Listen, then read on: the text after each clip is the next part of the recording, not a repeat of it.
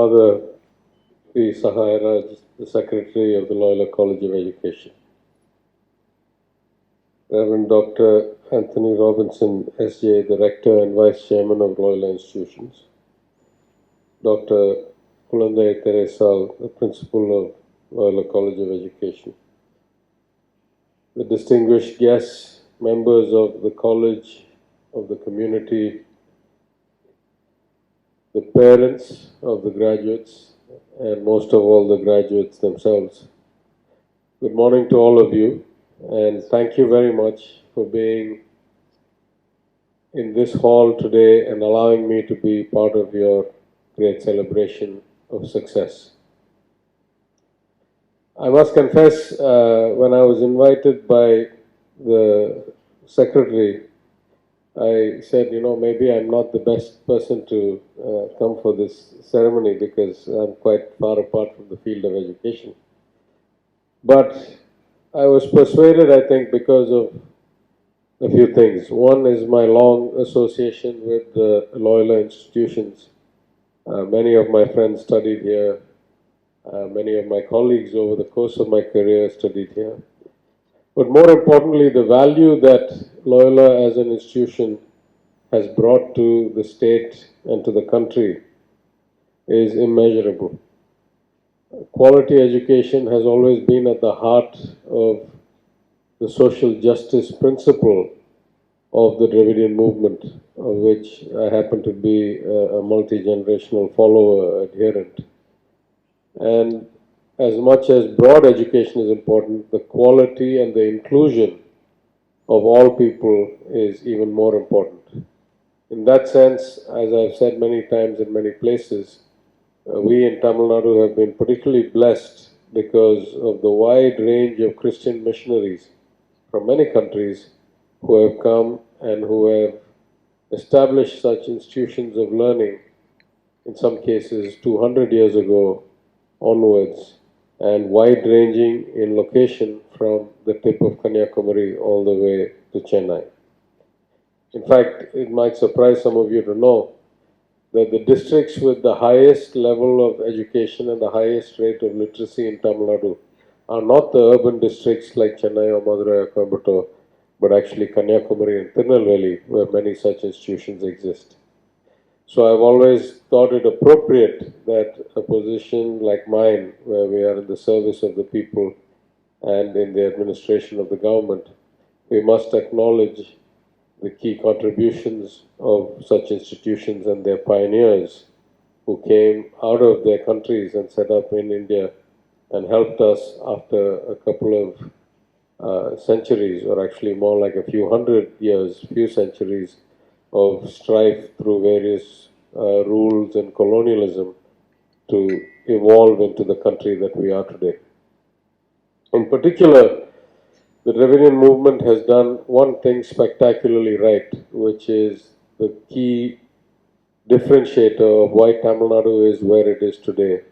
And that one thing is ensured that every community, all genders, are given equal access to education. It started with the 1921 Act in the Madras Presidency Legislative Council under Dayaki, which legislated compulsory elementary education for boys and girls in 1921. If I look around the country today, there are some states that are relatively wealthy, there are some states that are relatively well developed on the Human Development Index. There are some states that even have relatively high per capita incomes like Gujarat, but have abysmal social development and very, very poor inclusion, where more than 50% of the girls don't graduate from high school.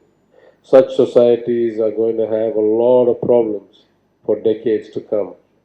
And one of our great benefits in Tamil Nadu is that we have ensured that our women get educated fully, and that high school graduation rate for women is north of 90%. So this is the basis for everything that we have ever achieved in life, is enabling everybody to get into the education system, making it compulsory, ensuring they go through primary, secondary, tertiary education with high gross enrollment ratios now greater than 50% or double the national average, and that in jobs, in government jobs, in seats, we keep reservations to ensure social justice and ensure that every community, every location, every village has participation in the development and evolution of our economy. Within the field of education, of course, one often has to contemplate the role of educators. There's this old adage about who will police the police.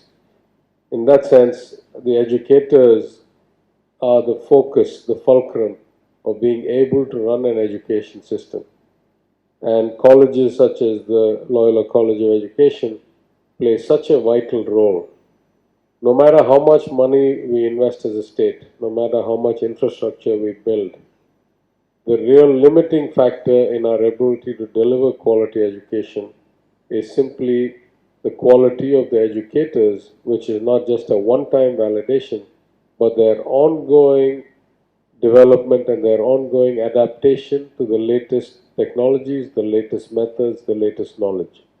Knowledge is ever increasing, ever expanding, technology is ever changing, and education requires that immediate adaptation. Otherwise, what you study is out of date, and what you learn is not going to be of use in any productive way when you reach the productive economy.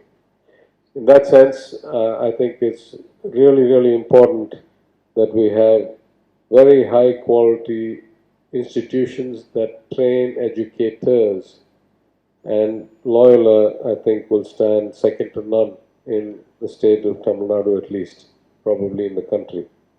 One indication of that, I think, is the placement rate, which I'm very happy to hear today, has gone up from less than 94% to 100% in the last few years.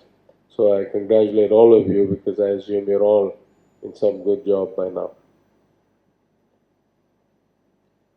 It has been 4 years since this event has occurred for various reasons, and partly because of the COVID pandemic, partly because of the way the university system functions.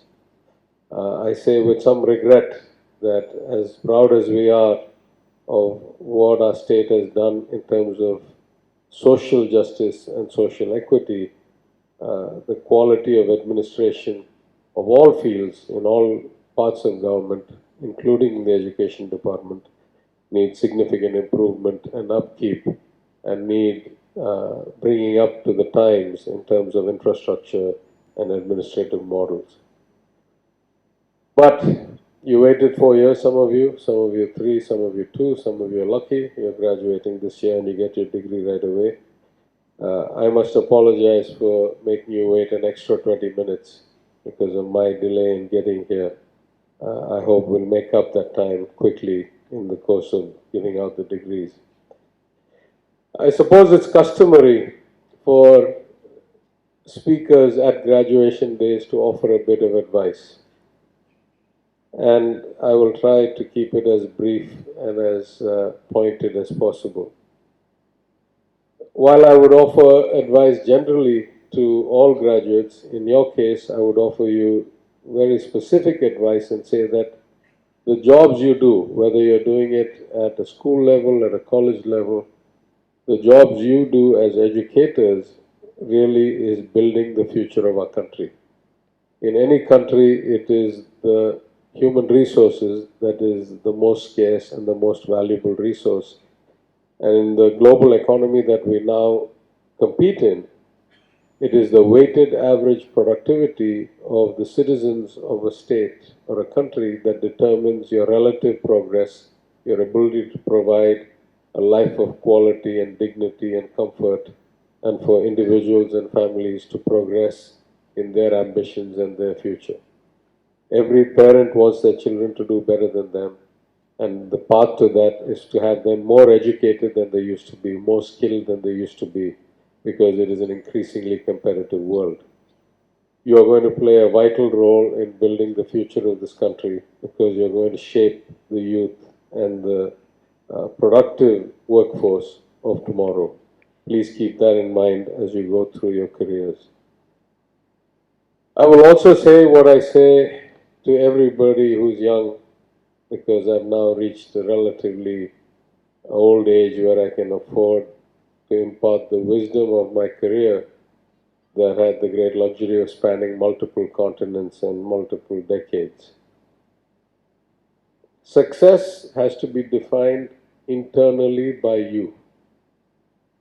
You must live by your standards, your preferences, your mores, and not try to compete with others or benchmark yourself with others. It is a fool's game. Every one of us is born into different circumstances, some with greater advantages, some with less. We chance upon different opportunities and outcomes. Sometimes we get admission when we apply, sometimes we don't. It is very, very difficult. It is illogical, actually, to compare your progress in life with anybody else's.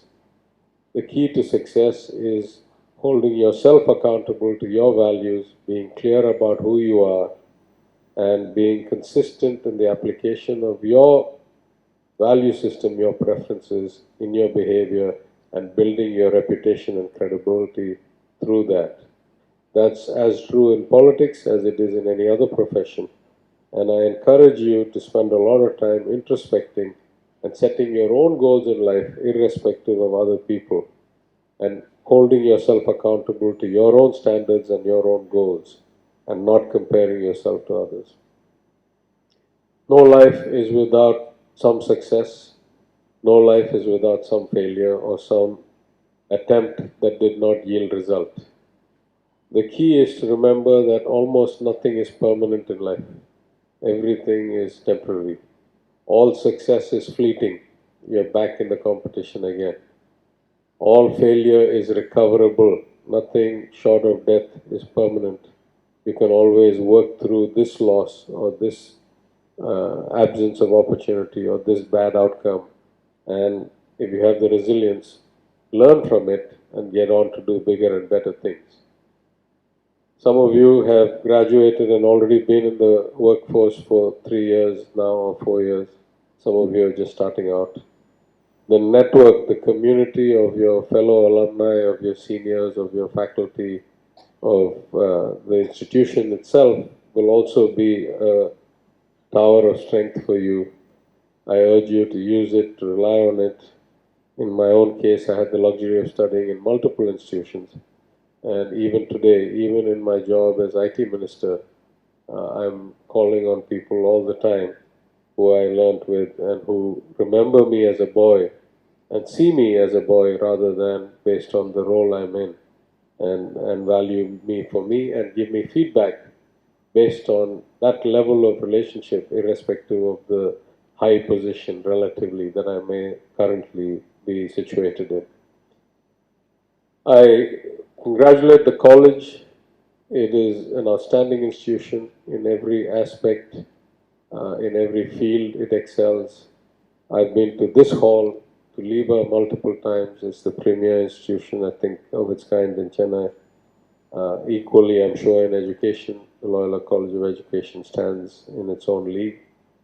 I congratulate all of you and I congratulate all the parents for your achievements, which must have been through a lot of support and sacrifice from them.